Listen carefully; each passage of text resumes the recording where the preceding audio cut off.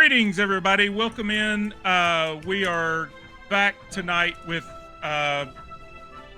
supposedly the final episode of Ragnaborg, which is a Viking hack of the fabulous Mort board game from Stockholm Cartel and Free League Publishing. Talon and Claw created this Viking themed version in which Ragnarok has begun. Mjolnir was hurled to Midgard, and our players were sent by their Jarl to retrieve Mjolnir and to give to Thor, so that Thor would be able to take his part in Ragnarok.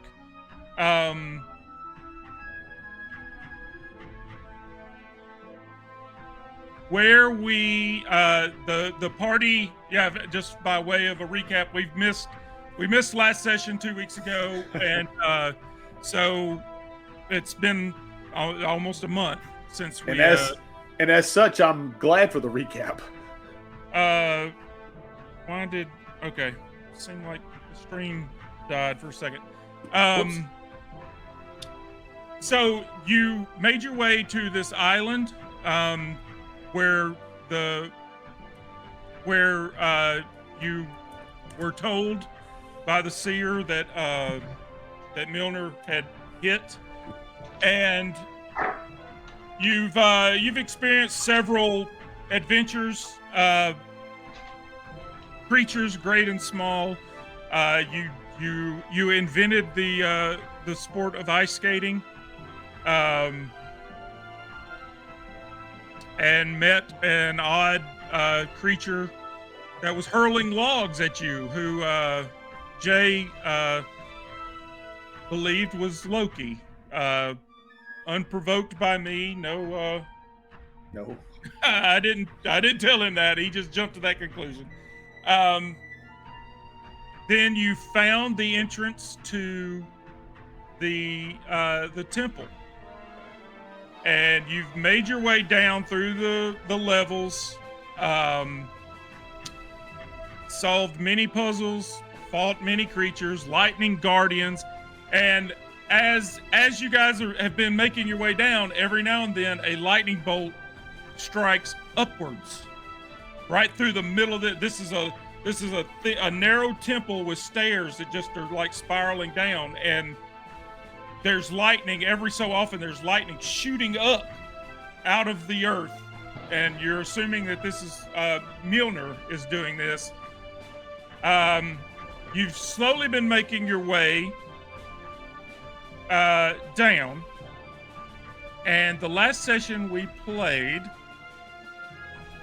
you found a temple that had in the center of the room was a small altar with a soapstone statue of Thor in a battle stance, clutching Mjolnir, his arm back ready to throw, and burned down candles and coins as offerings were rested at Thor's feet.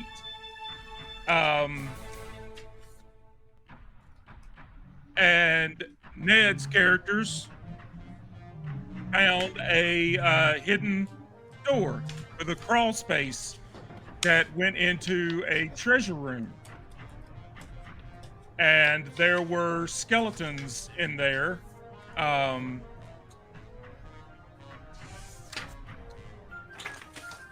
There were treasure. There was littered with wood carvings to the gods.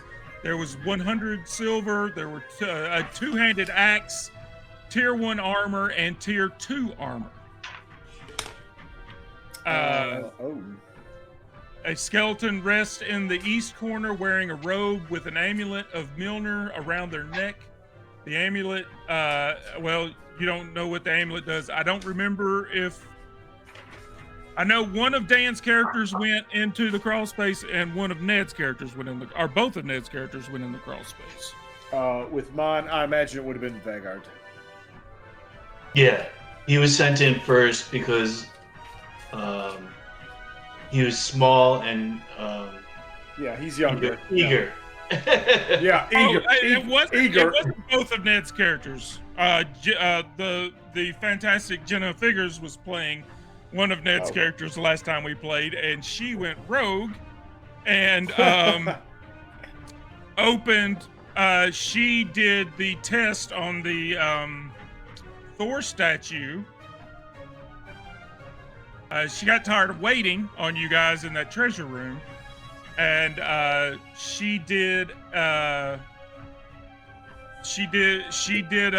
was inspecting the statue, and Thor's hand went forward, and Mjolnir flew out of his hand and smashed through these double doors, opening up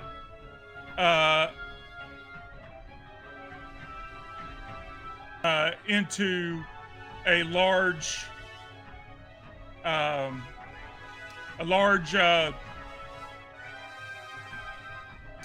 it's like a large temple room. We stopped right there where the hammer smashed through the doors. That's where we ended. So, and I don't have Riddle's character sheets, so I'm just gonna try to play his characters kind of, I'll just roll. I don't know what his stats are or anything. I'll just try to do something and make them useful. Right. Okay. Because they are there. I don't want to hamstring you guys by taking away two of your characters. But I also don't know who they are or what they. Seems like one was a shield maiden. Yes. And the other is a scald. No, one was a hunter, one was a scald. Hunter. A hunter and a scald? Yeah. You talking about Jay's characters? Yeah. Yes. Okay.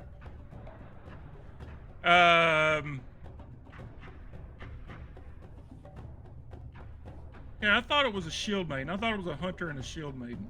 No, I got the shield maiden. Yeah, I knew you did. I thought there were two.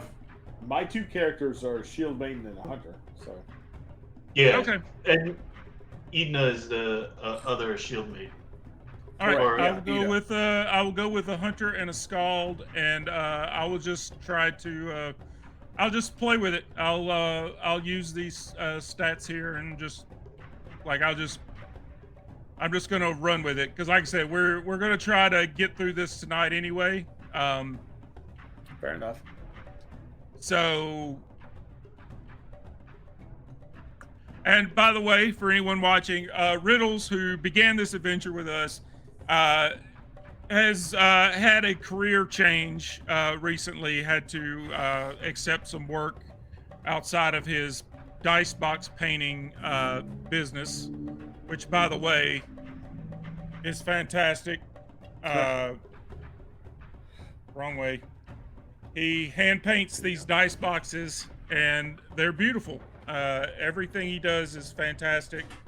This is a custom job he made for me. It's a one-off. He painted it to actually match the dice that I wanted to put in it. The box is painted to match the dice. He is the absolute best, and he plays with us here on the guild quite a lot. But with this new job, he's just been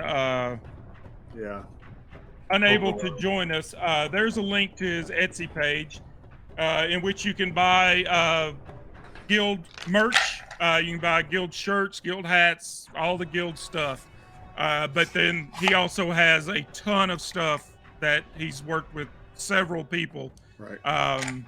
His Even Star Trek. blades. Yeah, he's got his. I don't think those are on the site anymore. Oh, that's so sad. Okay. Yeah, I think he did those for us, and then they kind of went away. But yeah, crazy cool. Yeah, I've got some. He did some special boxes for us for aliens, and I've got those. Very happy with him. He's fantastic. Unfortunately, he can't be with us, so we're going to just press on. Before we do, let's let's introduce ourselves real quick before we jump in. I am Guildmaster Scott. I started the Random Encounters Guild back in 2019 as a way to. This all started with 5 or 6 old high school buddies just wanting to get together and play Pathfinder together, just a Sunday night game like poker night. And from that, a community kind of sprung up. None of us are exactly sure how it happened, but it did, and we're all super glad with it. We have our Discord server, which has a ton of really friendly, welcoming folks in it. And we jump from system to system. We have an ongoing Dragonbane game, which is the original core group, and it is a closed game. But then every other Sunday night, we do something random in a different system, which is what we're doing tonight. After tonight, 2 weeks from tonight, we'll jump into something else. I still haven't decided what that is. I'm currently obsessed with The Expanse, so it may be The Expanse RPG. Although I am getting some requests to run more Blade Runner, so I may run Blade Runner again. But yeah, we are a welcoming group, and we welcome new players. We will welcome you in, and in a non-judgmental group, you'll learn how to play. And if you're interested in GMing, even better. You will have a group of players, and they will be understanding and tolerant of new GM. It's just a good group of people to hang out with. We jump in, chat every morning, and say good morning to everybody, and it's just a fun group. Everybody is welcome. Please join us if you're interested in playing RPGs. Dan. I am Dan, aka Commander Dan. One of Scott's buddies, or at least I used to be. I'm not sure if I still am.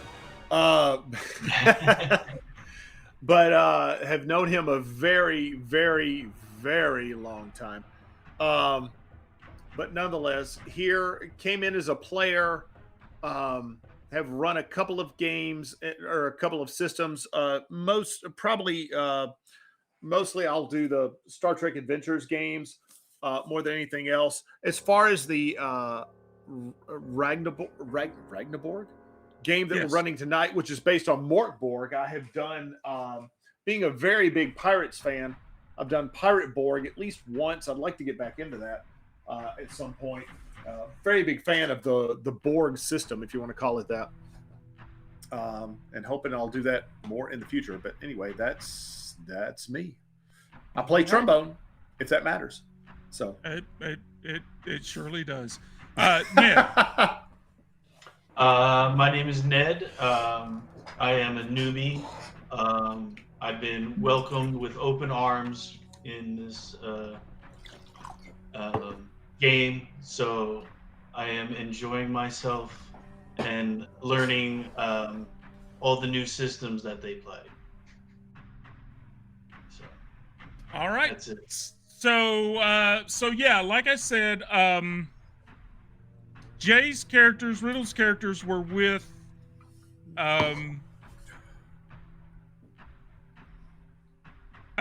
Ned, what is your shield maiden?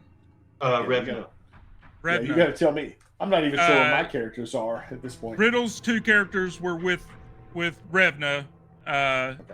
And then Dan's 2 characters and Dan's other character were in the treasure room. Okay. Correct. Brother, sister. Wolfgar barely made it through. Squeezed through. Yeah, for what it's worth, my 2 characters are brother, sister being the older.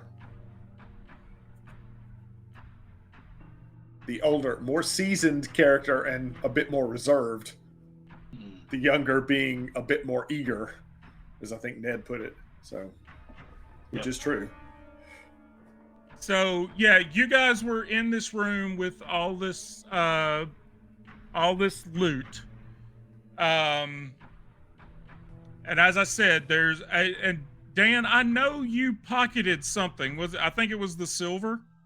Oh my god, possibly.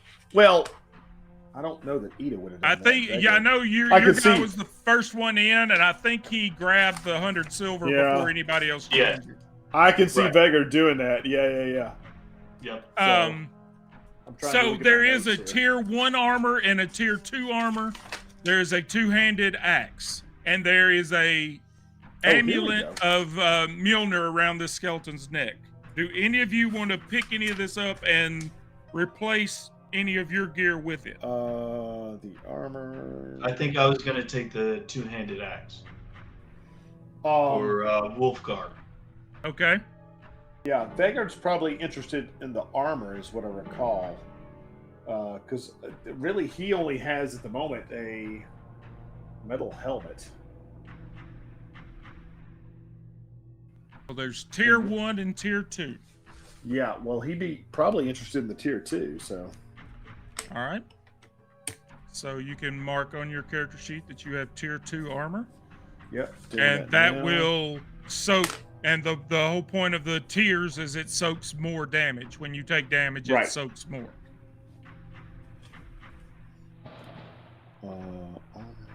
Now, Ned, does your character want that tier 1 armor, or do they already have tier armor?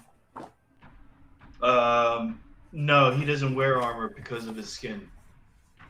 Okay. And the silver you were talking about, that was 100 pieces of silver. 100 silver. What did I write? 50. Okay. Oh, I see 100. I circled that. Yeah, my notes. Okay. Yeah, Vegard was probably looking to pocket that. Dan, does your other character want the tier 1 armor? No, she already has tier 2. Okay. All right. Well, then that will lay. There's this Mjolnir amulet around this skeleton's neck. Does anybody want to pick that up? And if you do you put it around your own neck? Oh. Definitely. That would be a Wolfguard thing. So he would go over, look at the necklace, and just grab it and put it on. Okay. Very cool. And as you do this, as Dan's character is stripping down nude and putting on a new set of armor that's on a skeleton in this nasty, horrific place. In front of everybody, and I can see him doing that, actually. Hey, it's Vikings. Why not? Vikings don't care. I mean, Vikings were not...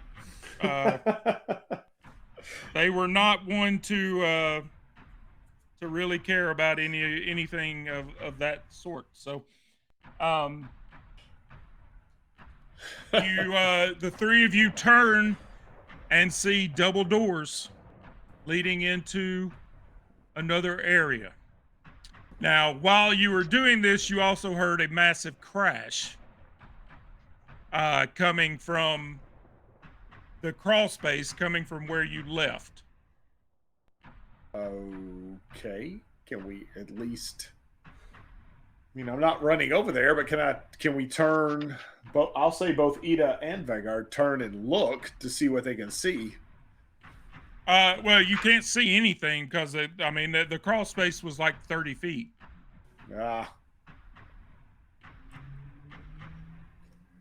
But it was loud enough that you heard it. So the question is, do you go back into the other room with everyone else, or do you open this door and enter? I would be... Vegard would be inclined to open the new door. Yeah, that's exactly what Wolfgar would do. With that said, Ida would be inclined to look back and wonder what's going on, but she's not going to wander far from her younger brother. So, yeah, and I trust my brother wholeheartedly, so I'm not worried about it. All right, so you're going to open that door? Yeah, I'd say so. Is it locked? Well, yeah, that's the question. Can we even open it? Yeah. It is not. It's just a large stone double door. Okay, so I grab. Is it? I grab both handles and swing it. Is it outward or inward? They swing in, Okay, so away from you. I push them open.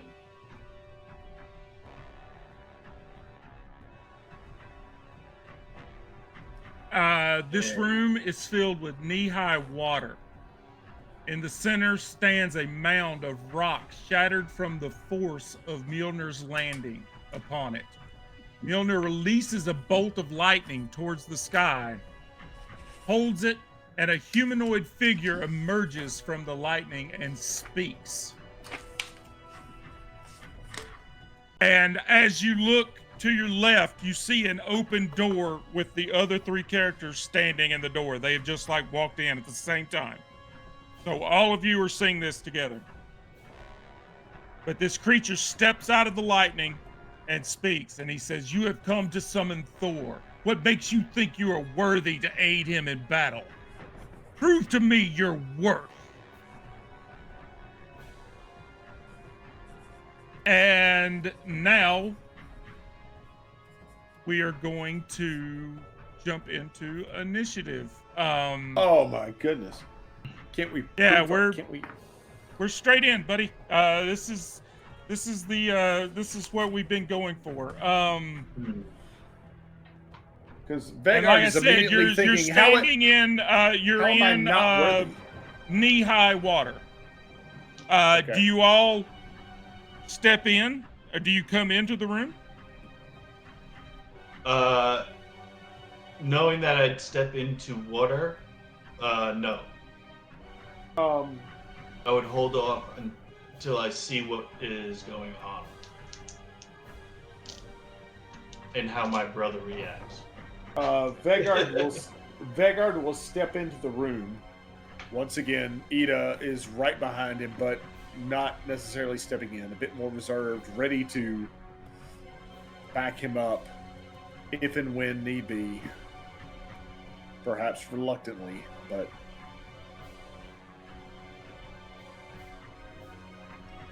I'm sorry. I was wrong. Okay. I was wrong.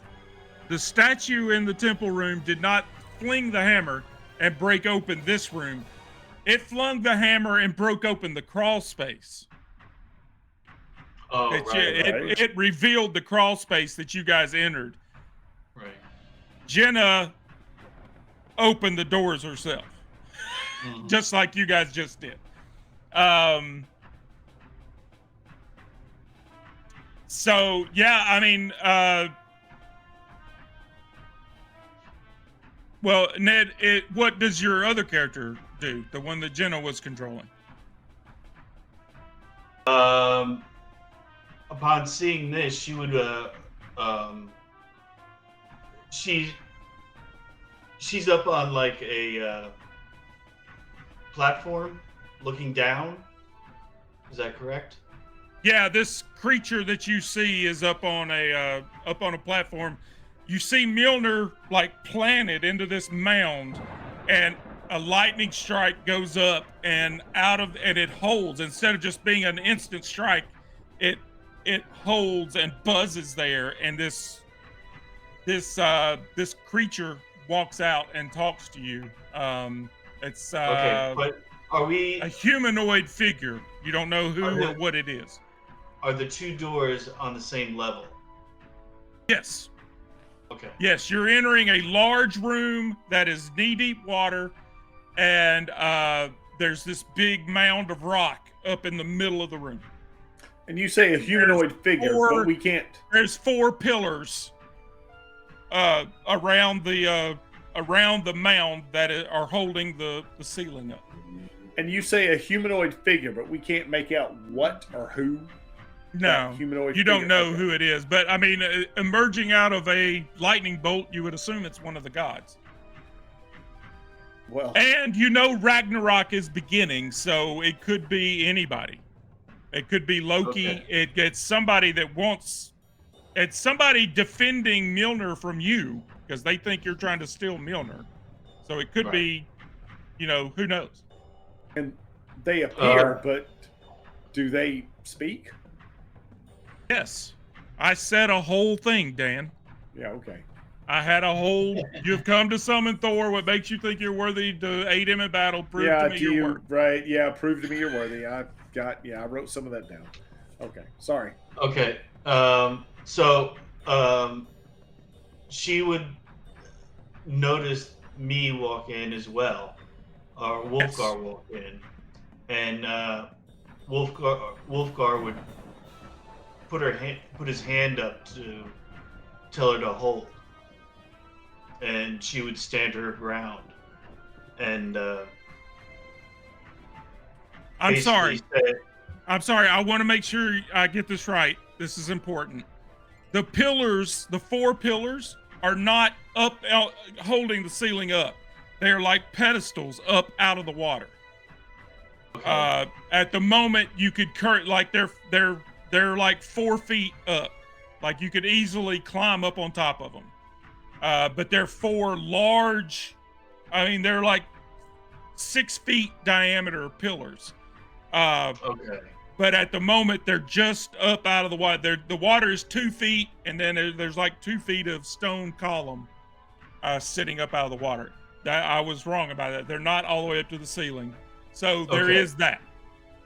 All right. So knowing that, then he would motion, Wolfgar would motion toward Revna and have her step on one of the pillars as he steps up on the other pillar. All right. I was wondering about this as well. Yeah, Ida and or Vegard for sure.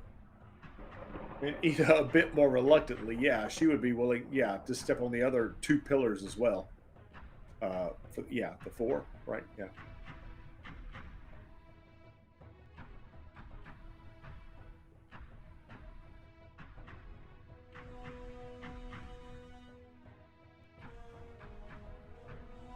Okay.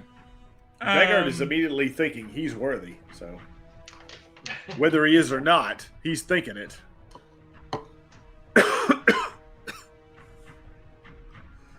Okay, so let me do this. I want to make sure I remember this correctly and do it correct.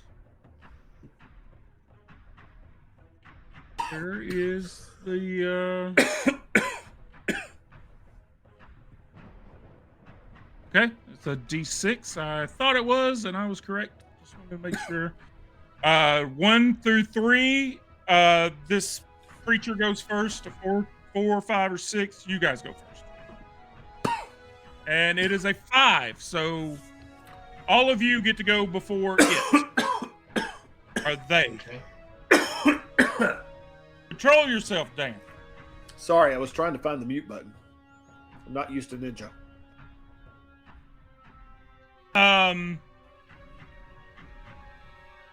Okay, so all 6 of you ran in and jumped up on a pillar.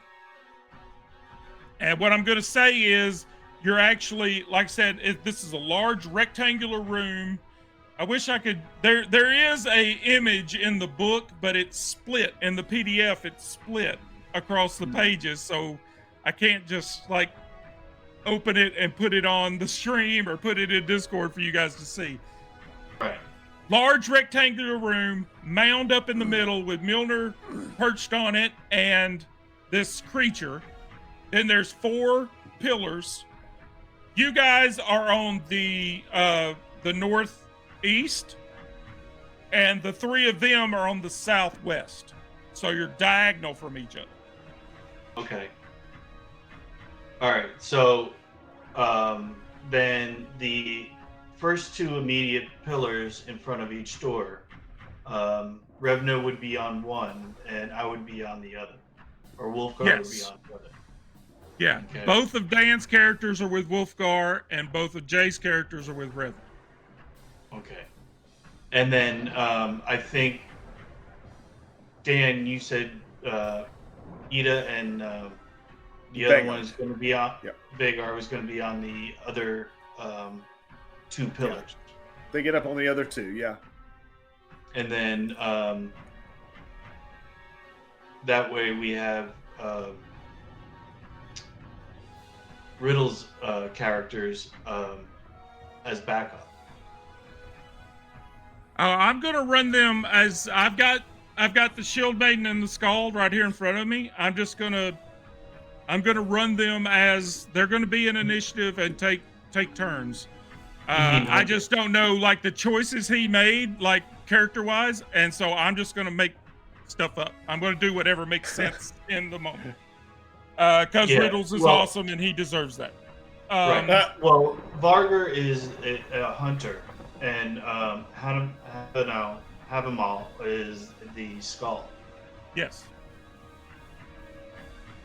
Because you said shield me. Oh, hunter and Scald. You're right. Sorry. I just know he had a shield maiden for some reason. But so you guys get to go first, and it's up to you who goes first.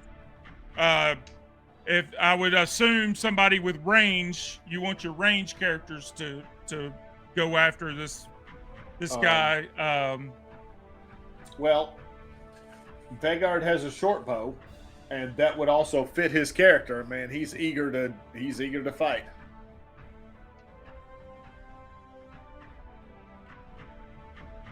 All right.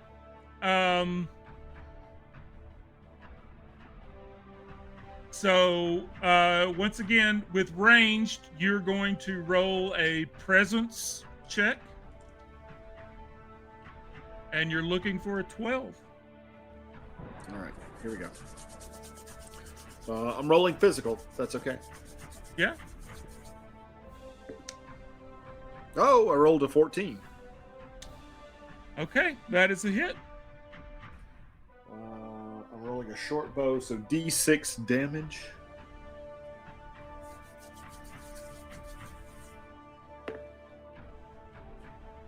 Oh, you'll never believe it. I rolled a 6.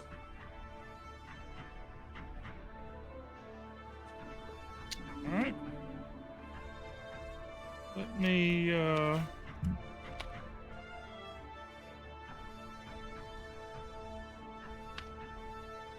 You'll never believe what I rolled for their damage. Our damage or their armor reduction. I'll believe you.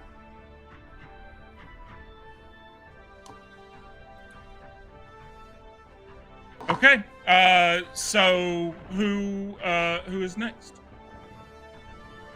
How far is the center pillar from the other pillars? This large mound is I mean, it doesn't give any measurements. Would I be able to jump across to it? To where Mjolnir is and the creature is? With an agility check. Otherwise, you're going in that water. And I'm going to say it'll be an agility with a DR of 14 instead of 12. Okay.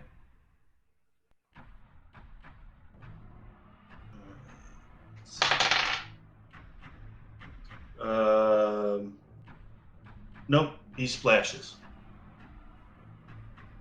Okay. That was Wolfgar.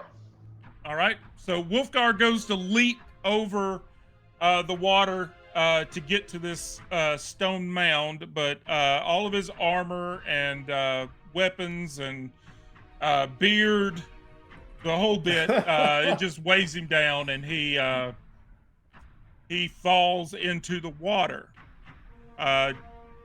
Nothing immediately happens.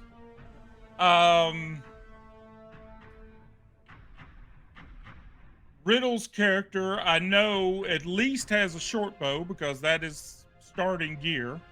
Yep.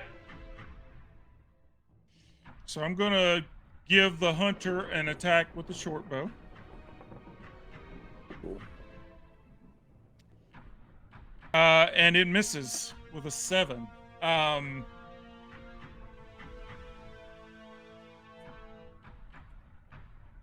And what does it do? In these games, if you miss an attack, that means you get hit. So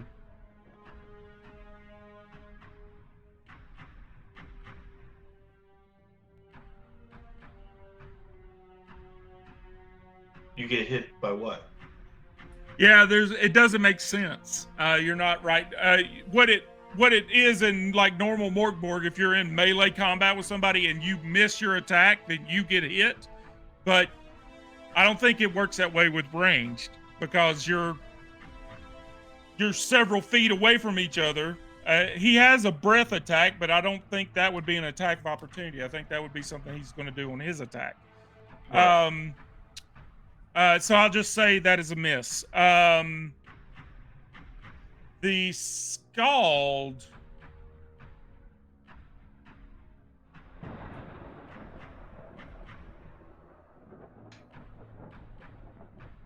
can't remember.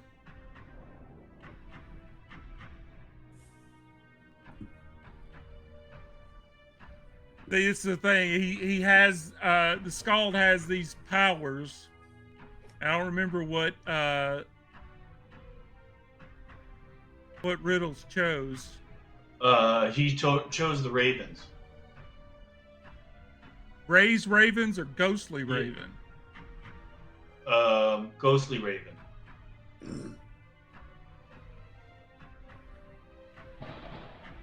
Because he would summon them to attack. Two attacks, yeah, with Talon and Beak. Right.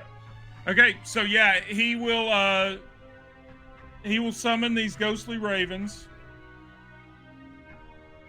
Or a ghostly raven.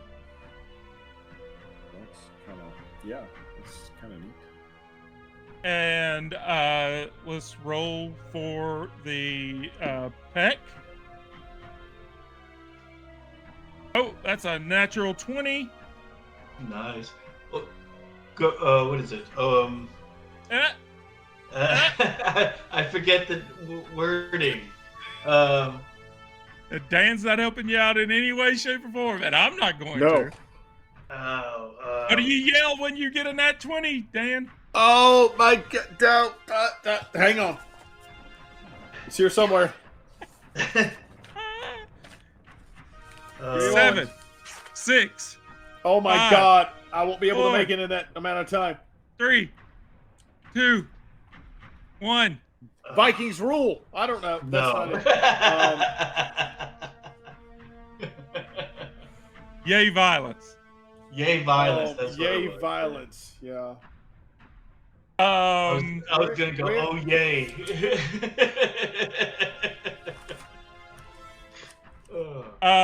But since he's not here and he can't do his own stuff, because he would have bellowed it at the top of his lungs if he were here. Oh, there it is. Yay violence. Let me find the table. I was about to say I knew I'd written it down.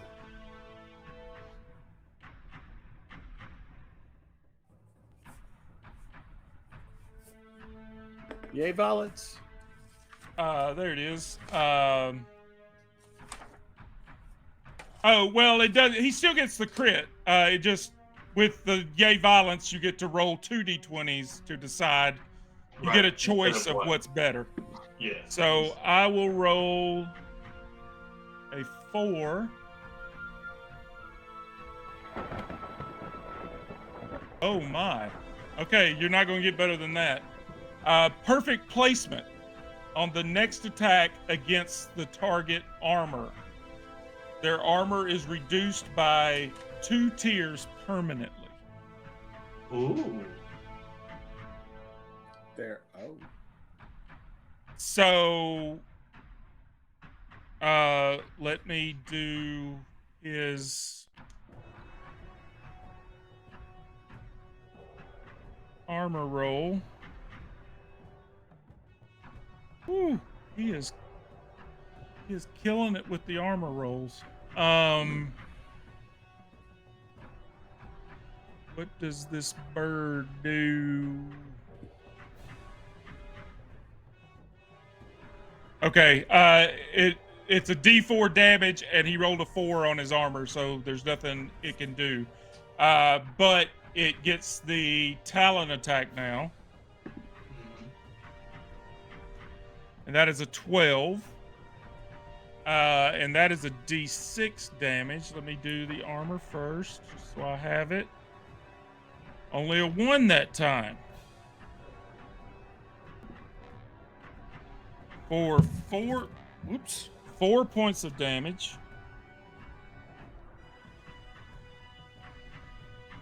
And their armor tier, which, oh, sorry, that's kind of lame. He's got natural armor. He's not wearing armor. He's not wearing tiered armor. That's not as cool as I thought it was going to be. Let me, just for fun, let me roll another, just see what comes up. For fun?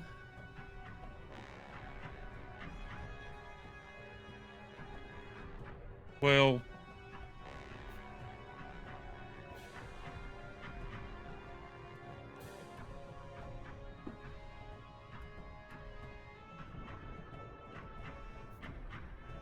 I love my Fallen Star Norse Foundry dice, but they're nearly impossible to see in this darkness.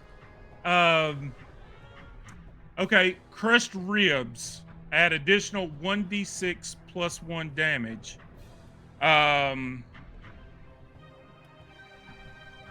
So for that first hit, I'm going to say it did 3 points of damage with the beak, which was soaked. 1d6.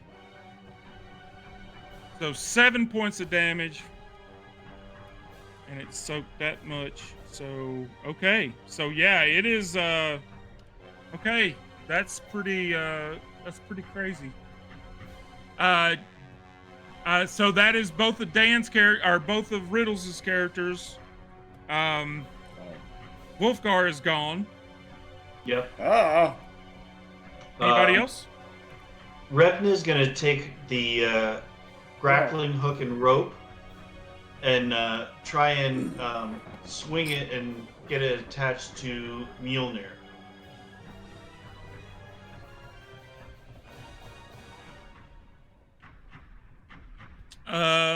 Okay. That is going to be... It's going to be difficult.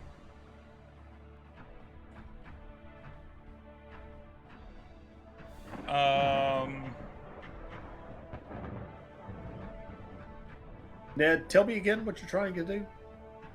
She's going to use her grappling hook and rope and try and grapple Mjolnir. Right. And then eventually swing across using the rope if it attaches.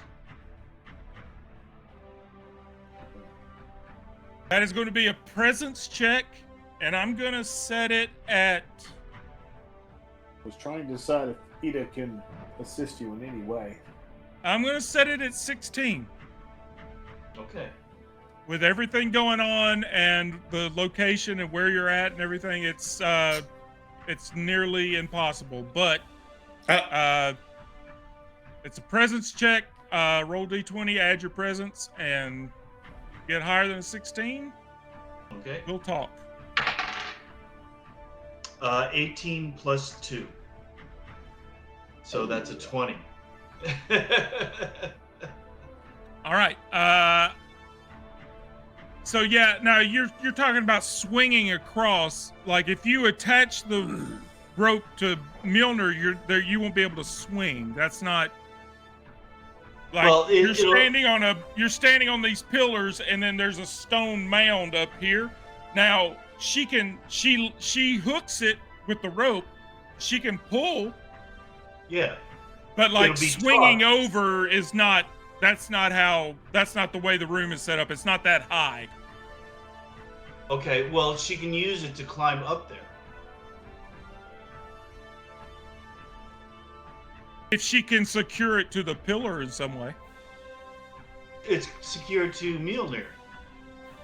No, the pillar she's on. No, wait, no. The rock mound is not a mountain up. I mean, it's like 7 feet out of the water. Like it's not a hazardous, like you're not scaling a mountain. She can rope climb it, right? but that's what I'm saying. If the pillar she's standing on, the rope needs to be attached to it if she's going to use the rope to get across. Well, no, she's just loosely gonna climb up the rope.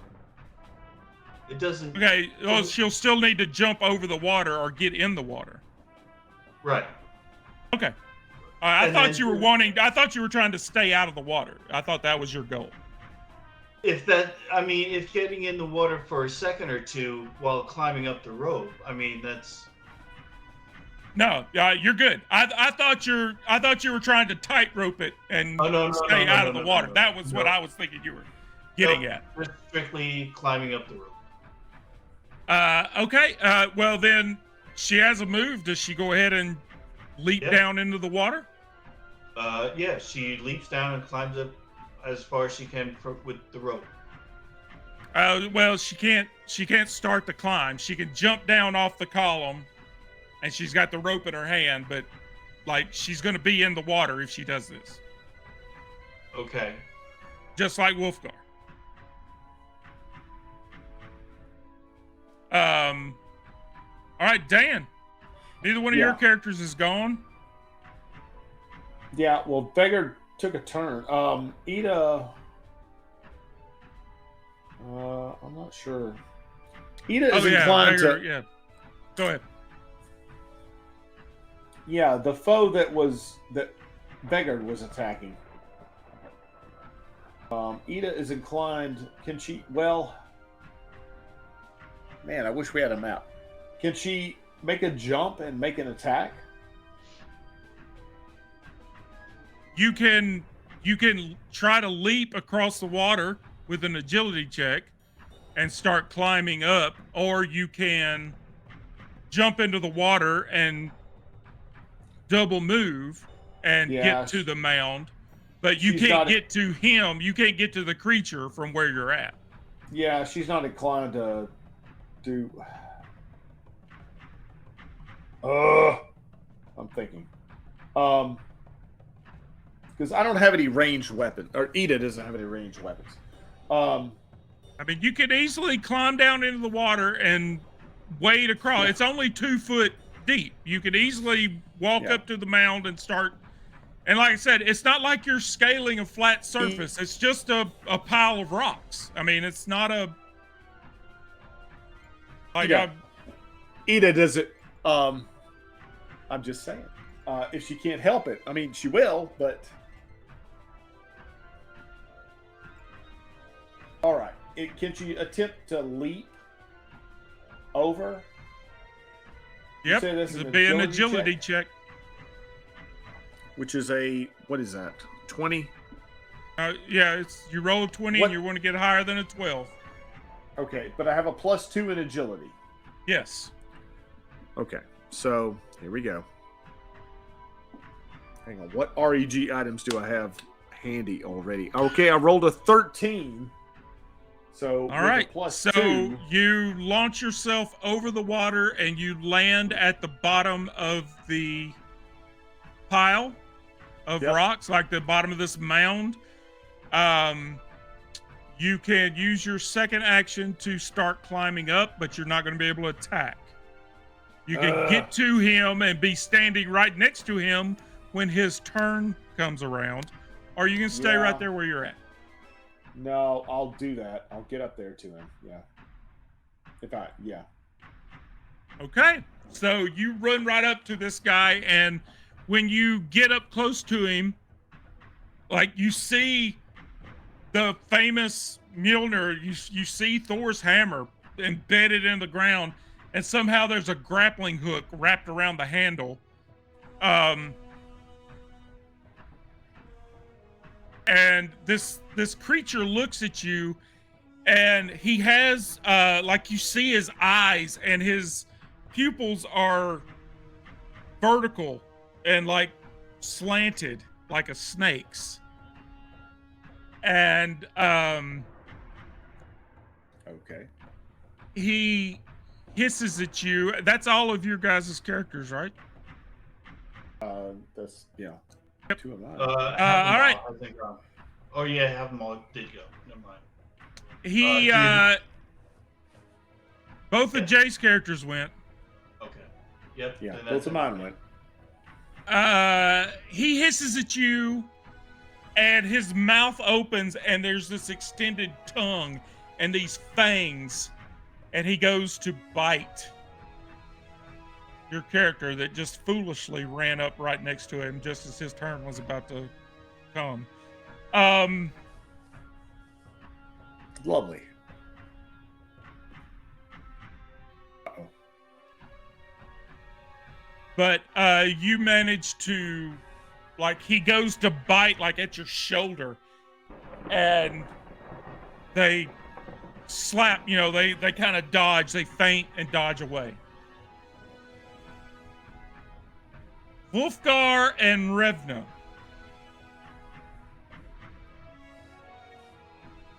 Are both in the water. Mhm.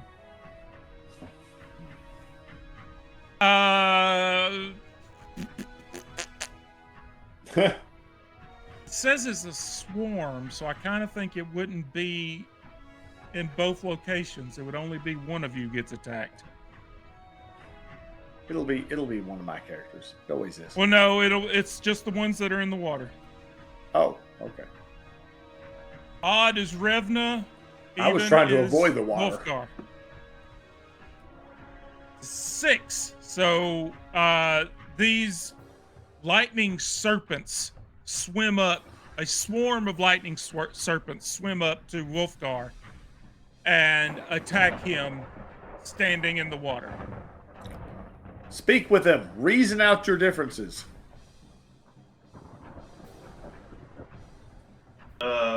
I crush him with my hands. As I'm crushing him, I go, "Do not come near me." Well, it works because they rolled crap. I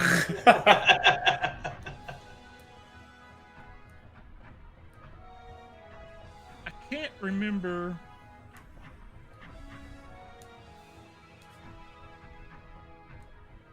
Yeah, it doesn't say you do it over every round. I like rolling initiative every round. I think that's fun. I think that adds more chaos to the stuff, but it's not in the rules, so we're not going to do it. I can't remember. There's one game I've got that I remember Deadlands was that way. You pulled initiative, and Dragonbane, you pull initiative every round. Yeah, we do that. Yeah. And I like that. I think that it's more, you know, an actual fight like this wouldn't be, you know, everybody takes their turn and then the bad guy takes their turn. Like it would be random. It would be chaos. And I like adding that into a game, but I also want to, I want to play by the rules. So so that means it is the party's turn. Okay. Wolfgar will climb up the center pillar. You're going to ignore these serpents that are attacking you? Well, yeah. I assume they can't climb up the. All right. Yeah, you could. Yeah, it's just a matter of, you know, like I said, it's just a pile of rock. It's not a like. Now I will say this: getting out of the water and getting up to it is going to be that's it. Okay. Like you're not going to be able to attack when you get up there. That'll be your two actions. That'll fine. And then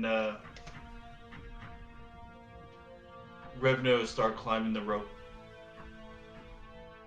All right. Yeah, she's got the rope in her hand and she uses it. Now we'll say this: since she has the rope and it's attached to Milner, she gets up there in one action because she has that bonus, so she can attack if she so desires. Um, Because that was pretty smart, and I made it super difficult to hit, and you hit it. So, assuming you didn't fudge that roll, no. freaking cheaters. See, the first time I don't use the No, Discord roll. I'm good with I I'm get good with physical questioned. dice. If I played in a game with one of the head writers of Dungeon Crawl Classics, and Yeah. he had let us use physical dice, and his famous, like, it stuck with me ever since. His famous quote was, "If you've got nothing better to do than fudge your dice rolls in a game, then there's nothing I can help you with. So go ahead and fudge your dice rolls. I don't care." Um, so I've kind of Yeah. lived by that ever since. If one of the lead writers in one of the coolest games that are out there can have that attitude, I can too. I was just joking about you Yeah. fudging rolling. But, Yep, not a problem. all right, so Revna gets up to this creature. It is, I'm even going to say its back is turned because it's attacking Dan's character. So, Gonna swing the sword at it. all right, you're looking for a 12. That'll be a strength. That would be a 14. All right, that is a hit. 11 plus 3. Let's see. That's a D6. Sword is a D6. Yeah, I need a D4 for its Oh, okay. That would be 5.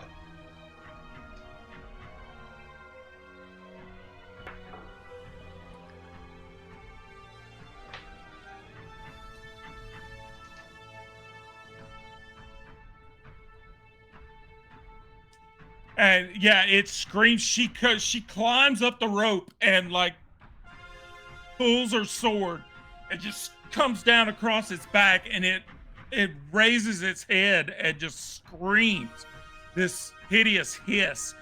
As this happens, the columns that Riddles' character and Dan's other character are standing on, all 4 of the columns raise up. Whoa. Okay. They are now 5 feet high out of the water. Meaning Ida and Vegard are on one column now because Ida was looking to get over to Vegard. No, oh yeah, your one of your characters is up there with the creature. So you've got one character on a column, both of Jay's characters are on the other column. Okay. And it's still easy enough to jump across and climb or jump down, whatever you want to do. It's just 5 feet up now. Okay. Who's next? Can Ida at this juncture make an attempt to attack this creature? Because she's right there. Yeah. What are you swinging? This two-handed axe I picked up somewhere. In that treasure room you just exited. Yeah. Gosh, you have the memory of a goldfish. Yeah, pretty much. Well, no. Because, did you take the axe or did I take the axe? He did. Yeah, I did. Yeah. You took the amulet. He took the axe. Okay. Yeah, with 2d12 damage, frost, 1d4. Oh wait, I thought. I had. Or did you have a 2d? Or did you may have had a two-handed axe from before? I do. Okay. You may not have got it in that last room. Wolfgar may have picked up the two-handed axe. I think. Yeah, you said you were getting the axe. So yeah, Eda has it from something before. Okay. There's been several loot drops. Yeah, she had the one outside. And got the frost one. And correct. Yeah, the frost axe. Yeah. And then I got the one that was in the cave. Yeah, that we just came out of. And I don't know what that does yet. Okay. It's just a two-handed axe. Okay. All right. What am I looking to roll here, Scott? Or you want to roll a d20 with a strength modifier, and you're looking for a 12 or higher. Okay. Well, I have a +4 strength. Ida has a +4 strength modifier, so. Oh my goodness! And I just I rolled a 2. This is where I'm going to cash in. Let's go for the mug. Don't forget your hunt gives you a +1 to strength. My hunt? Well, our hunt gave us +1 to strength. Oh yeah, you have a blessing of a hunt. Even so, I rolled a 2. So yeah, that's still like a 7. Yeah. So I'm gonna cash in my reroll with this mug. All right, go for it. We'll see what that does. Ooh, still not good. I rolled a 6. So that would be 7, 8, 9, 10 with my strength modifier. And wait, what else did you say, Ned? +1. +1. So 6, 7, 8, 9, 10, 11. That's what that ultimately would turn out to be. Oh. Not so good. All right. Jay's hunter. And Vegard is around with a ranged weapon, no doubt. You watch him once again outperform his sister, his older, more seasoned sister.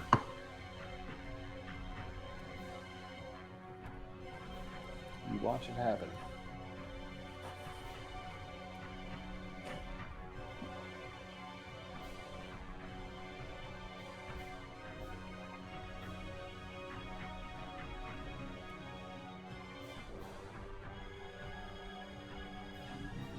Okay. I don't think Jay took this, but I'm gonna do it because it's cool. And you had that crit earlier. And instead of it, it reduced its armor tier and it has natural armor. So what Jay's hunter is going to do is enact a show-off shot. And they are going to leap off of This is pretty much a Is this like a mighty deed of arms? Mighty deed of arms in Dungeon Crawl Classic. Show-off shot is before rolling a ranged attack, declare a show-off shot. You can do this 1d3 times per day. Your arrow finds the perfect spot. 75% chance of attack being a critical hit. Roll on the Yay Violence chart. Whoa, okay. So, this hunter is going to leap over the water and in the air fire, and then land on the mound in front. All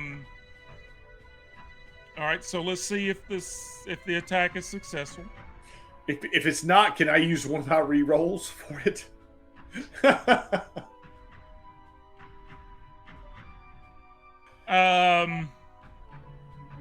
I have a ton of re-rolls. I will use one for it.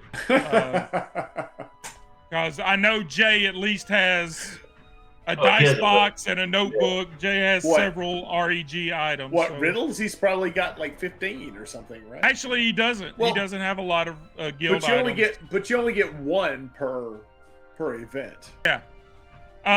But that's a 15. So it's a successful attack. So now let me roll D100. It's a 75% chance. So I want to roll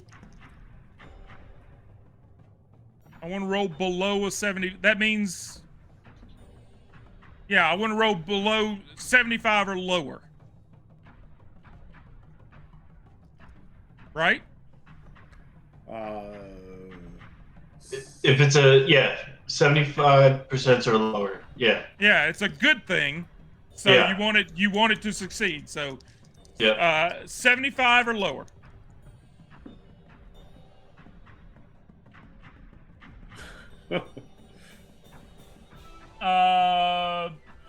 That is a 16. Oh, well, yeah. So, yay violence. Yay violence.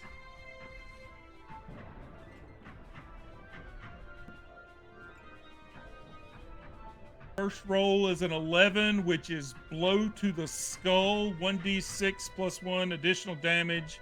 The blow causes a concussion. Target makes a DR 14 toughness check. On a fail, they spend their next turn vomiting. Second roll is an 8. Not in the knee. They cannot move on their next turn. Let's go with the 11. Let's go with the blow to the skull. Can a lightning creature vomit?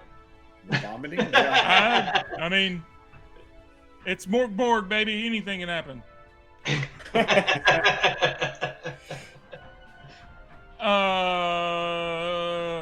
Man, I hate scrolling back and forth in this thing. Hunter. Shortbow.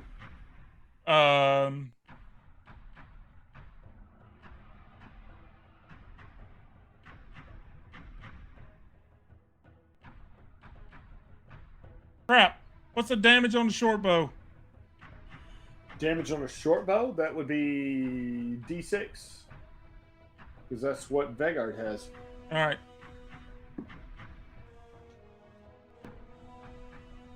So that's 5 points of damage. And then it's armor.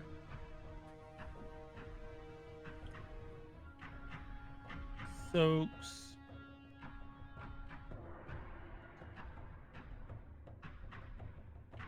Okay.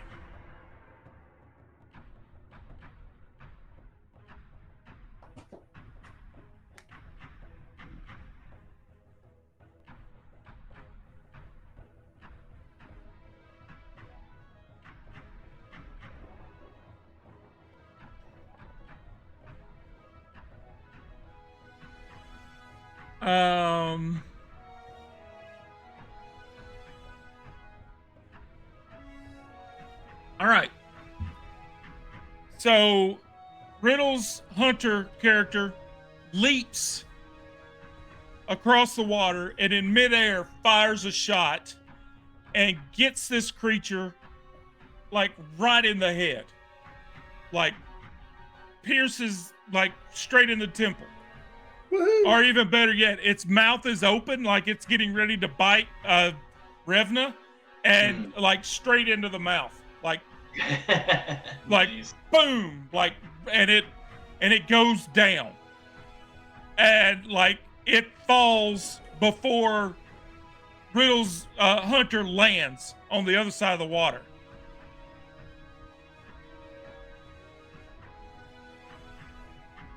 The other characters make their way across. Well, I guess it would be an agility check. Does everybody want to leap over? I know Riddle's other character will try to leap over the water. Yeah, I think it's just the other two left that need to go over. Yeah, Dan's one character and Riddle's other character. Riddle's other character leaps over and standing next to the hunter. I just rolled a 12, which is 12, 13, 14, a 14 with the that's good. with the bonus. So you all make your way up to the top of this mound. And this creature, again, it's a humanoid. It was on feet, but it also has these serpent-like features. And like I said, its jaw opened up and it had fangs and a long tongue forked out. But it is laying there next to Mjolnir. I kick it off into the water. Oh. Wolfgar kicks it off into the water. Mjolnir? Okay. No. No. Not Mjolnir. The creature. Oh, okay. You gotta be more specific, dude. I'll break my toe if I try and kick Mjolnir. Yeah. Let's not. This isn't Marvel's Thor and Mjolnir. I don't know that. I don't know that you can't lift Mjolnir unless you're worthy. But Okay. We assume nothing. but yeah, you kind of give this creature a kick, and the lightning creatures, uh, the lightning serpents all kind of swarm around it, and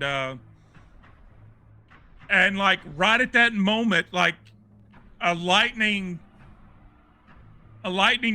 strike hits again. It hits Milner, or it emanates from Milner, and all of the water Well, and around the whole place is electrified. Like all at once, this lightning bolt just goes out into the room, and all of the water is just like, and you know without a doubt, if you had been standing in that water,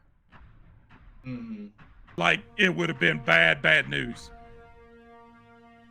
But the lightning strike ends, the water goes back to normal. You're all standing there with Milner. What do you do? Since I have the necklace on, I'm gonna try and pick up Mjolnir and call forth Thor. Ooh. Okay. As I raise it into the sky. And actually, what is pretty cool about the necklace is it would have reduced lightning damage by 2. Oh, So okay. had you been in the water, you would have taken 2 less damage than anyone else because you're wearing that amulet. Oh, okay, cool.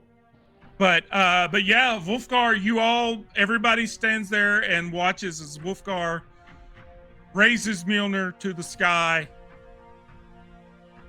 What I'm wondering is, did he have to actually raise it to the sky, or could he just, held it? I mean, whether he did or not, that's what he did.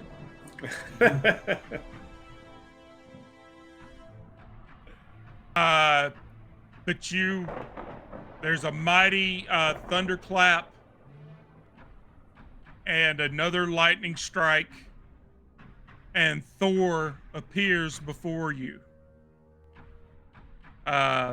He's a big, hulking figure with long blonde hair, the Viking beard. I was about to ask, is this Marvel? Right? No. Thor? Marvel was so far away from actual Viking lore that Stargate SG-1 Thor, or I don't know what Stargate SG-1 Thor looks like, but I'm almost positive it's nowhere near actual Thor from Norse mythology. Adventures and babysitting Thor. None of the above. It is the actual Thor from Norse mythology. The one that dressed up like a woman to trick one of the other gods into... he married one of the other gods by dressing up as a woman and killed him in his sleep because out of revenge. If you haven't read or listened to the audiobook of Norse mythology by Neil Gaiman, you really should. It's fascinating. Yeah, Thor. Marvel is about a complete 180 away from what the actual Thor really was and was meant to be. But he appears before you, and seeing that Wolfgar has Mjolnir in his hands, he eyes all of you individually. And he sees your worth. And he questions your deeds. Uh-oh. I kneel before Thor, as well as Revna does, and I hold out Mjolnir to Thor and say, "We are here to serve against Ragnarok." Vegard also kneels, and Ida kneels as well, but she's in like a state of disbelief because she's never quite believed in all the mythology, but once seeing it before her eyes, she kind of can't believe what she's seeing. Yeah, you're definitely, yeah, this is the every saga you've ever heard from the time you were a child. Yeah. This is Thor. Right. 100%. Well, yeah, and Vegard has always bought into that. Ida is like just thought of them as stories, and she's like, "Whoa." But yes, Thor reaches down and takes Mjolnir and says, "Thank you, brave warrior. We are entering into the end times. Please recount your saga to me. How you came to be in this place with my hammer." And he asks each of you to tell of a heroic deed that you pulled off in this since you left your village. Does anybody have anything in mind? We traveled across the seas, where we encountered a large creature that looked like a beetle, and with my mighty battle axe, I hacked the creature and used its shell as my protection.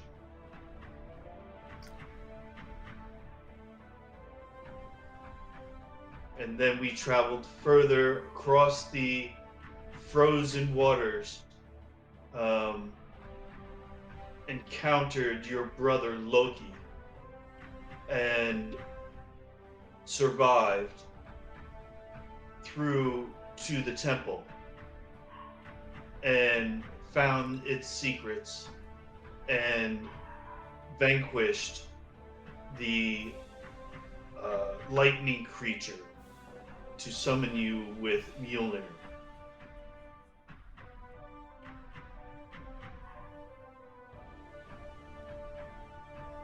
And Riddle's hunter is like, Yeah. dude, I just leaped across this across this thing, and in midair fired a shot that killed that dude in one shot.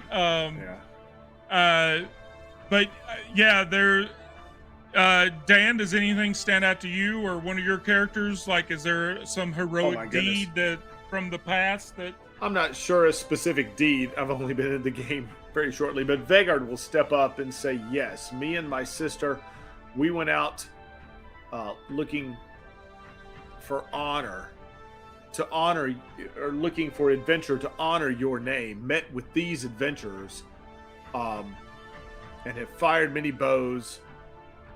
Certainly my sister has made many blows with her axe, in your name.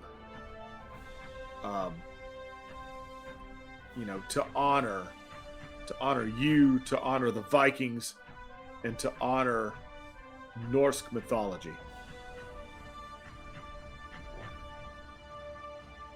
And Ida's just like still in a state of disbelief. So Revna would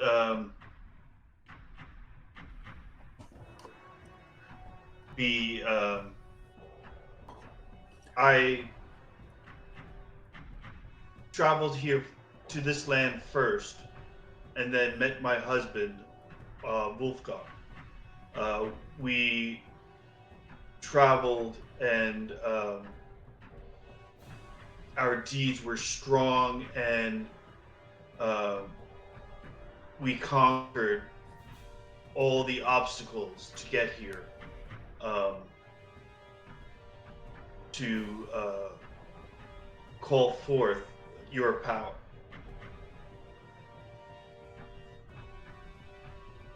And Thor kind of smiles and laughs, and he says, "You brought your wife into this place? you are either a crazy man or a very, very lucky man." There was no way I could keep my wife away from here without me dying.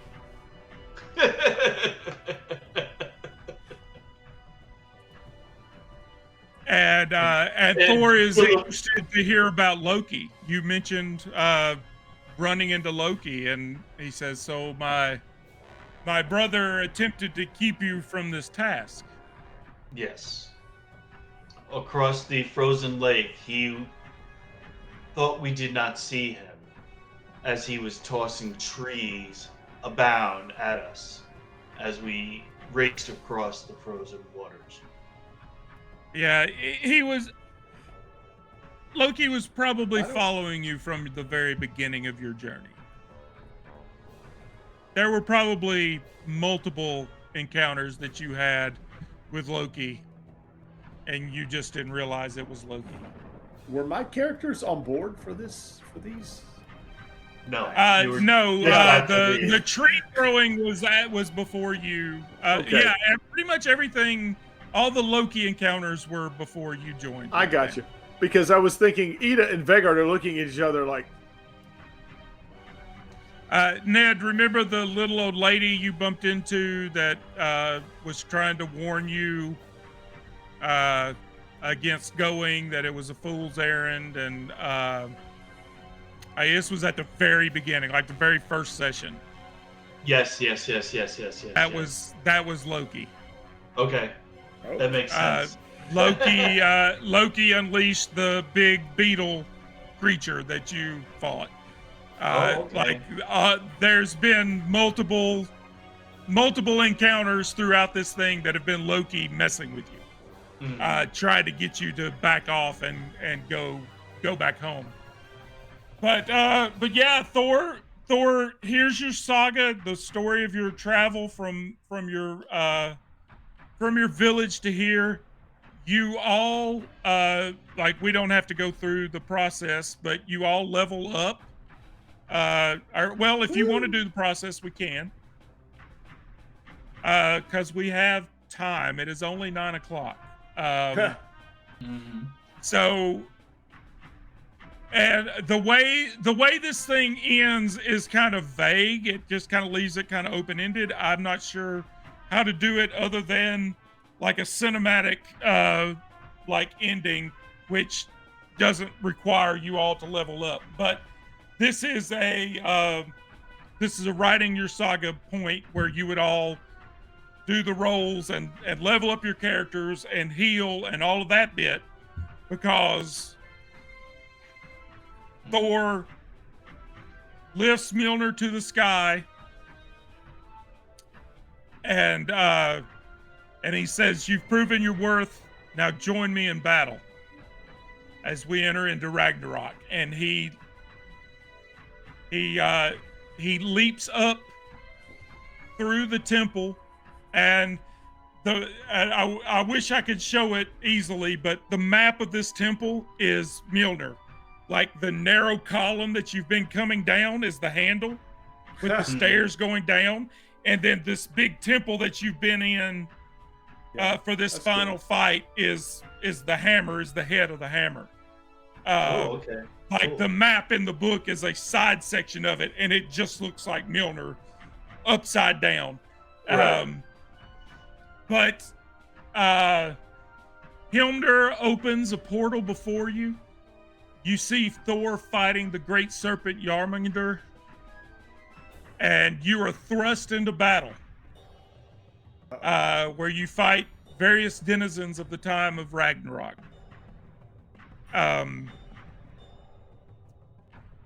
You aid Thor in fighting Jormungandr. And I'm sure some of you fall in the battle because you're dealing with gods. Like, it's not, this is not an easy thing, but I'm sure it's all Riddle's characters. Yeah. Possibly. But, and it's, Ragnarok is coming. That's the whole point of Viking lore, is there's no getting out of it. You may extend it and keep it from happening for a time, but it is coming. Any of your characters that do die in this final battle, take your place among the warriors of Valhalla and await Odin's arrival. The rest of you are shown another portal to the next saga of Ragnarok, for there are more tales to tell as you follow Thor into further battle against Fenrir and the Valkyries fly in and assist, and you all charge through this portal into Ragnarok with Thor. Woohoo! And that's the end of the story. I really thought that dude was going to last a whole lot longer than he did, because it's only 9 o'clock and now we're done. But no, that's cool. He really didn't have a lot of hit points. He didn't even get to use his special. He only had the one attack. I tried to bite the guy. He had a special breath cone attack that went 20 feet. And it was a DR 13 agility check to get out of. Hey, Quasi. Good news, man. We are just finishing up. Quasi always shows up just as we're wrapping things up for some reason. Quasi is a buddy of mine. But hey, Quasi, guess what? If we're wrapping this up right now, you know what's about to happen. Uh-oh. I'm about to go into some Expanse because I've been itching all day to get back into the Expanse. But yeah, we just wrapped up the story of our Viking group helping Thor kick off Ragnarok, and yeah, that's what I was saying. This serpent, it only had 12 hit points and a natural armor of D4, so I was rolling a D4 every time you guys hit it and taking that off the damage, and you still took it out and before it got a second attack. Well, there you go. But you handled it smart. Like if you were in the water when that lightning hit, man, that's what. Yet I knew something was up with the water. Yeah, I'm like, no, that's why I try to avoid the water as much. Yeah, as I was like, let's stay out of the water. But so yeah, that there we go. I would love to hear what you guys' thoughts are on. I mean, like I said, it's Morkborg for the most part. It's just a Viking skin on the Morkborg mechanics. But if you're into that sort of thing, as Riddles and I are, then it was an interesting concept. I like the mechanics of this. Like I said, I've run the Pirate Board version of this once. I want to dive into that again. But yeah, the Morkborg mechanics, whether in this Pirate Board, whatever, it's simple, it's easy, it's quick and kind of, I mean, like the whole thing is meant to be old school, like, you know, not crunchy, just an easy thing to pick up. I've run Morkborg and Cyborg, and they're both like, I have a blast with both of them. I need to run more Cyborg. We had a ton of fun with Cyborg. Right. Cyborg is the cyberpunk, like Blade Runner, cyberpunk version of Morkborg, and it is. But even though I talk about the simplicity of it, I know with Pirate Borg, I mean, there's a lot there, depending on just how far you want to get into it. With just characters, I mean, ship battles and things like that in Pirate Borg. So it's really cool.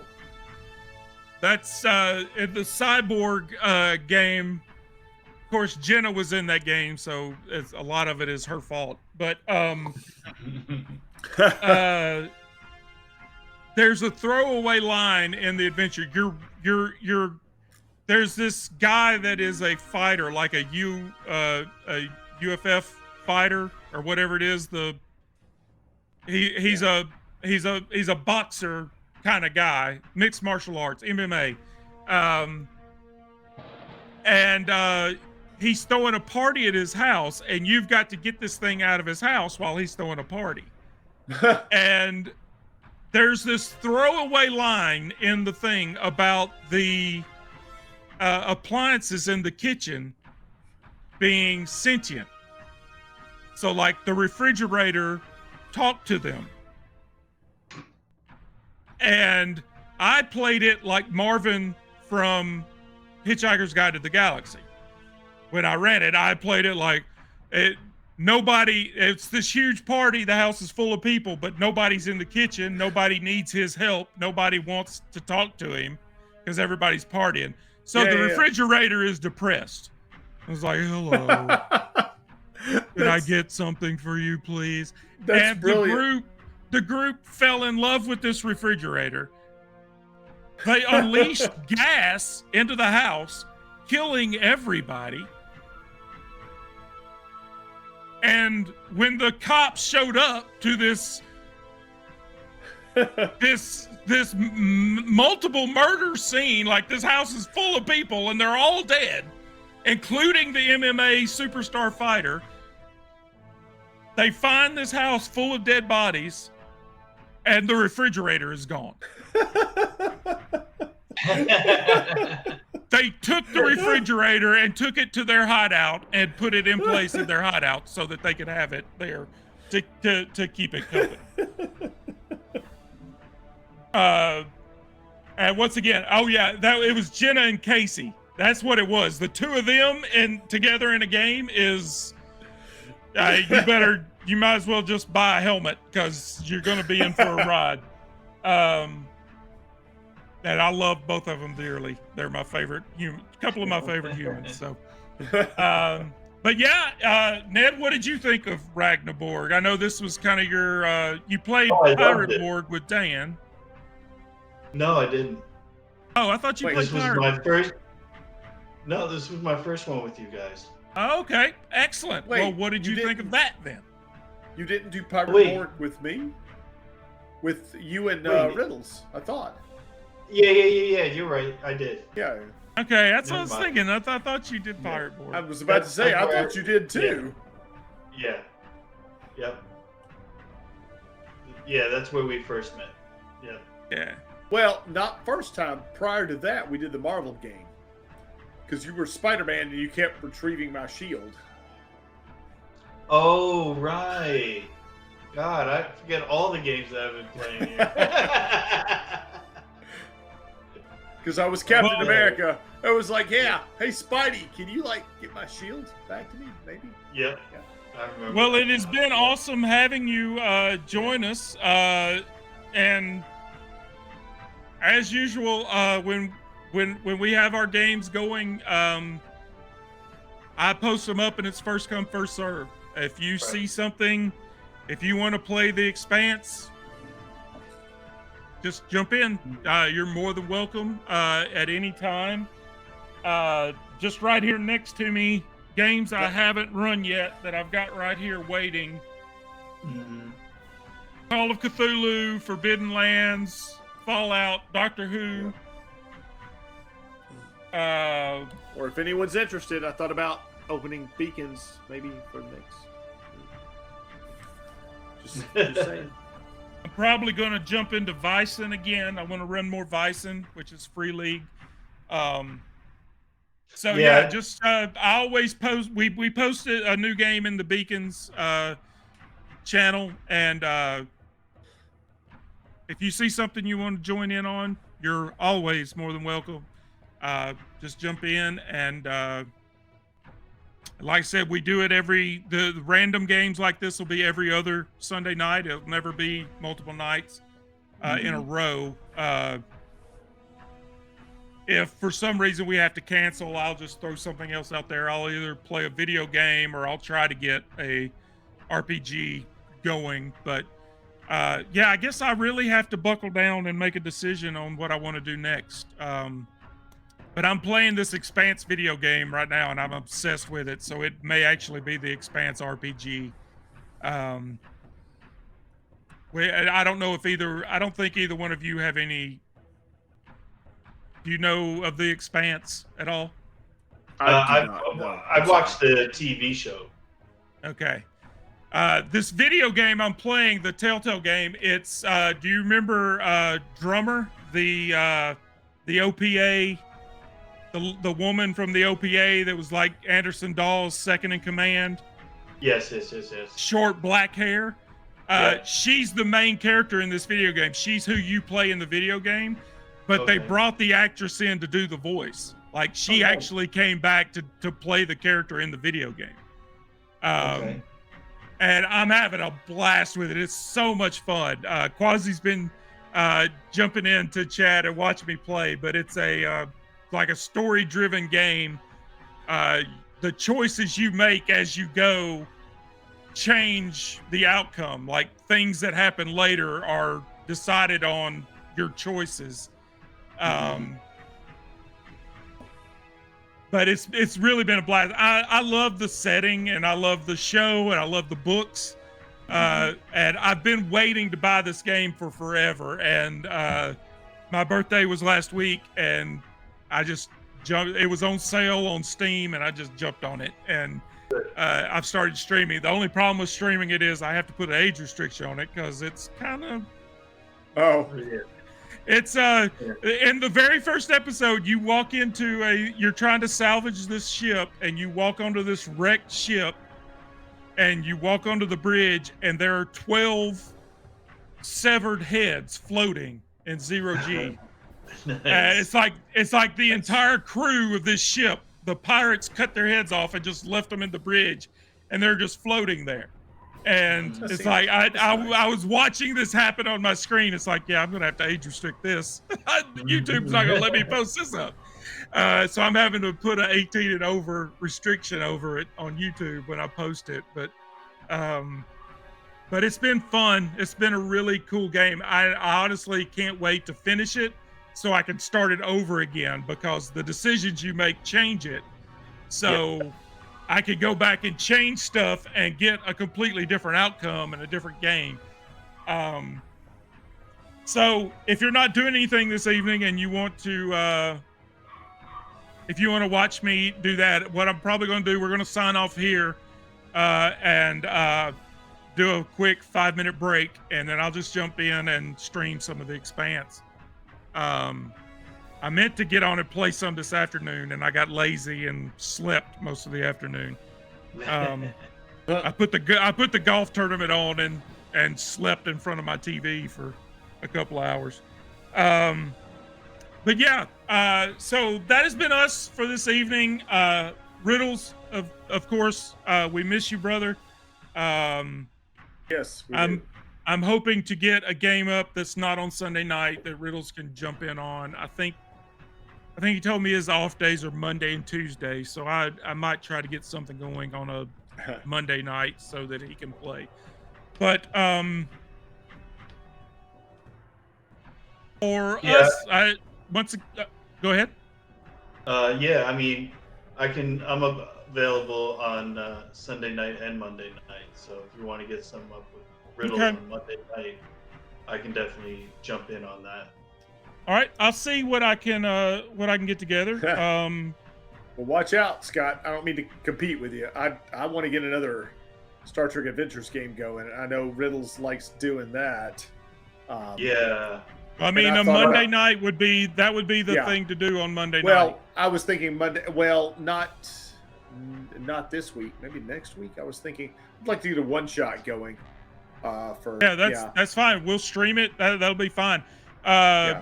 I just don't want to do it on Sunday night. I want to jump to something new on Sunday night. Yeah. And hopefully I could get Dave Reeb on board as well, but because I know he's on board with the Star Trek stuff. So we'll stream it. I may not, as I said earlier, I may not play in it, but I'll stream master for it. We'll definitely have it online and stream it. And I'm not looking to get. Yeah, I'm thinking about like a one shot. Type of thing.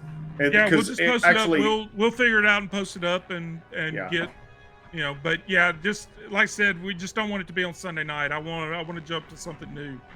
Right. I want to put the random back in Random Encounters Guild. So okay. No, that's so cool. Yeah.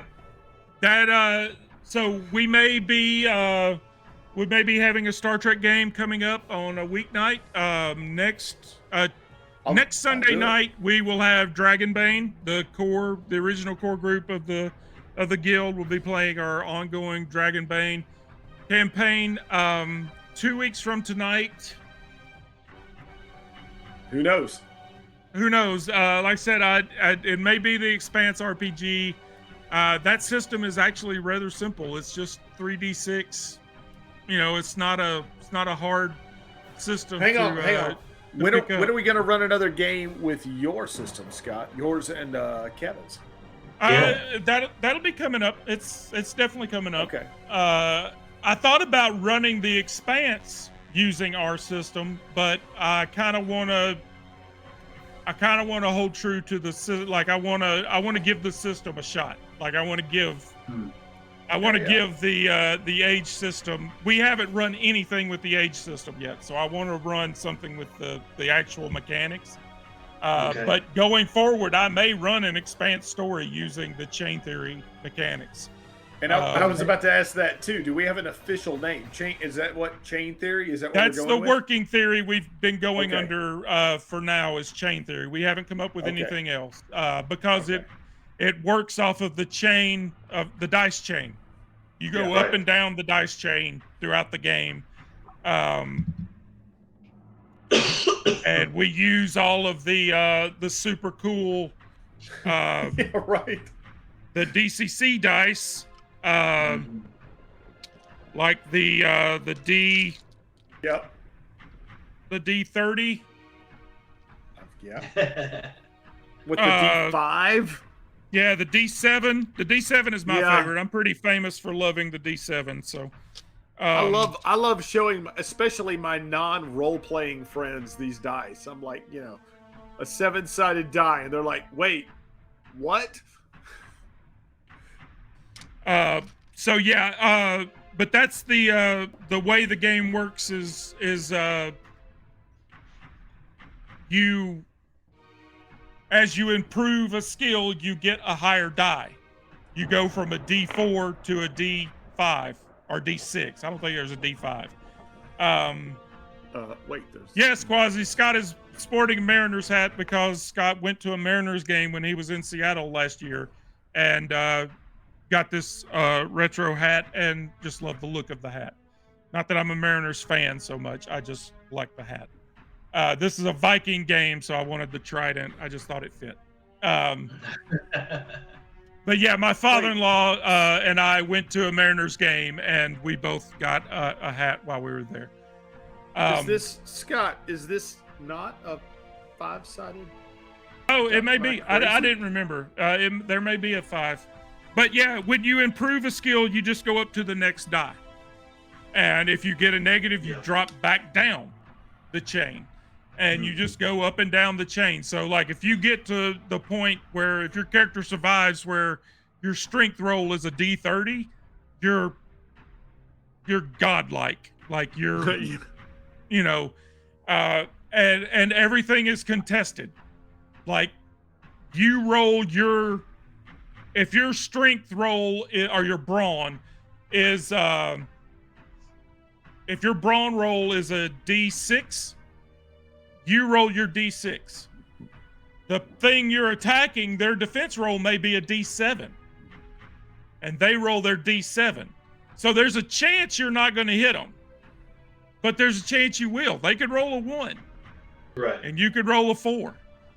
Or they could roll a 7 and you could roll a 3. Like, there's always that chance. There's chaos involved. And it just makes things interesting. It's an idea I came up with last year, and Kevin and I started bouncing around, and we've fleshed it out. And we're working on a balance. We're calling it balance, like a stress mechanic in Alien, that will work kind of differently. And we've got a bunch of ideas in the hopper. We're hoping to have it done this year. We're hoping to publish it and have it up on Drive-Thru this year sometime.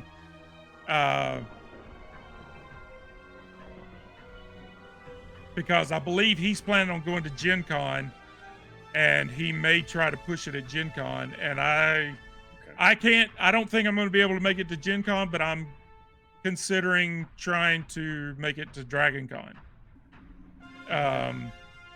Which means I will be working as an REG representative at Dragon Con, running games and introducing people to the guild and getting new members and viewers on the channel and all that. So I wish you had told me that before now, Scott, because I would have made because I won't be going to Dragon Con this year because I don't know that I will. It may not work out for me, but that's my plan. Kevin was wanting me to go to Gen Con, and I just can't make it happen. That's a plane ride. I just can't swing the time and the money to get on a plane. Atlanta, I could make in a drive.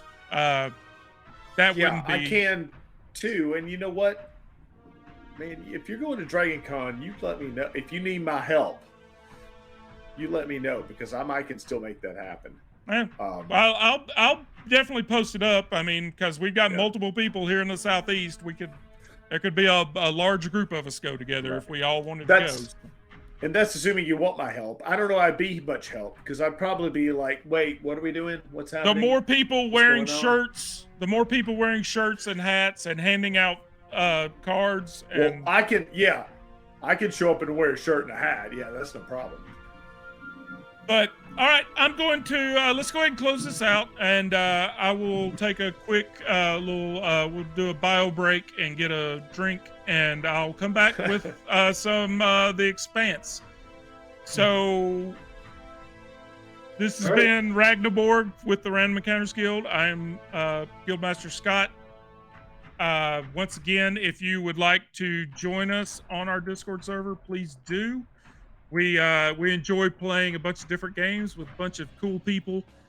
My players tonight have been Dan and Ned. Thank you very much for joining us on this run through of Talon and Claw's Ragnaborg.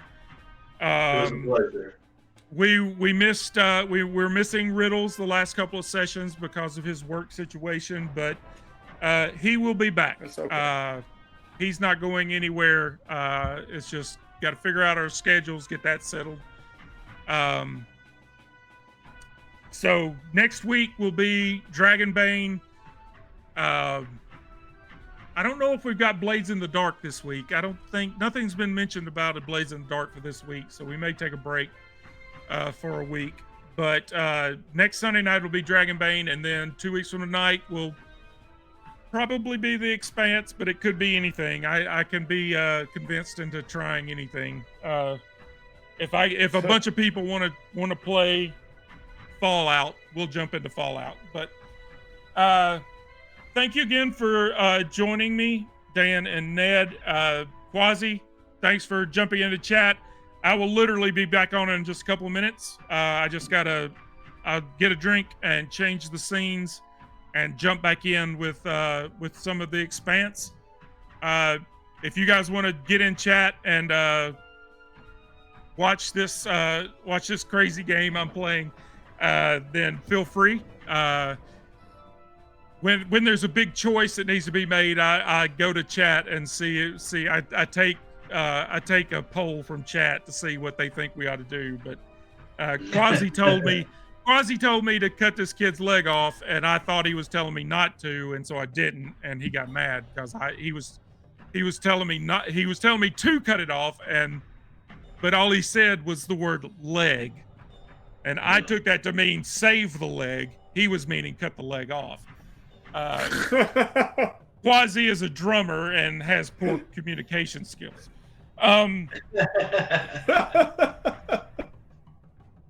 But Quasi runs a he has a Twitch channel where he plays sports games. He plays the MLB baseball game, and I think he's about to get into some hockey games. He was talking about the other day. So his channel is super fun, and everybody needs to go follow him if you're into sports games. So yeah, good night, everybody. Thank you for joining us, and I'll see you back here in just a few minutes for The Expanse. Say good night, Dan and Ned.